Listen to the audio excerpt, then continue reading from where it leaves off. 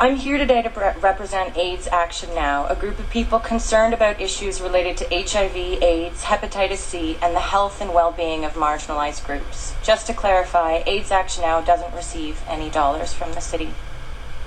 I'm here to speak about how CPIP, especially the AIDS and drug prevention grants, and the work that the community groups carry out because of these grants. As you have heard, these are an essential part of life in Toronto for thousands of people. There are currently over 17,000 people living with HIV living as residents in Toronto. That number is growing. Many people who have HIV also have hepatitis C. These people come from all different walks of life. They pay taxes, they vote, they live in the suburbs and downtown, and they invest in this city.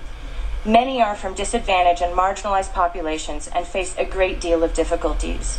This makes life for them, their families, and their children uncertain. Some of these uncertainties can create the conditions where HIV is more likely to be transmitted. The services that provide support to these populations are an essential part of support to residents of our city. Investing in the health of people living with HIV and hepatitis is not just about being humane and having compassion. It is also a good investment for our city. If these AIDS and drug prevention grants were no longer provided by the city, we would lose proven methods of reducing HIV and other health issues, such as needle exchange programs. Yesterday, July 28th, was World Hepatitis Day, and we know that 70% of new infections of hepatitis C in Canada are related to injection drug use. Needle exchange programs are a necessity to cost-effectively protect the health of Torontonians, and many are currently funded through the CPIP grants. There is a wide range of scientific evidence indicating that needle exchange and other prevention programs are far cheaper than the cost to take care of people who become sick.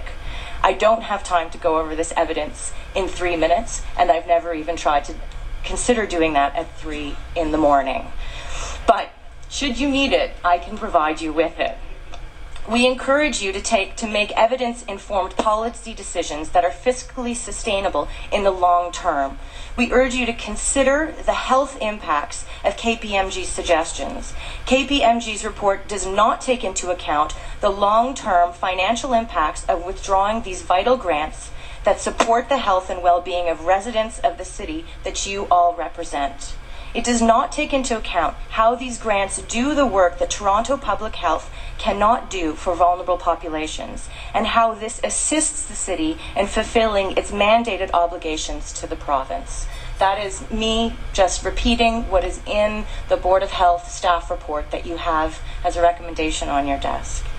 HIV and hepatitis C are on the rise in our city, and taking these grants away will just make things worse. Okay, we got her. Okay, thanks very much. Question, Councillor Doucette and Councillor. Thank you very much. Would you agree that if there's ever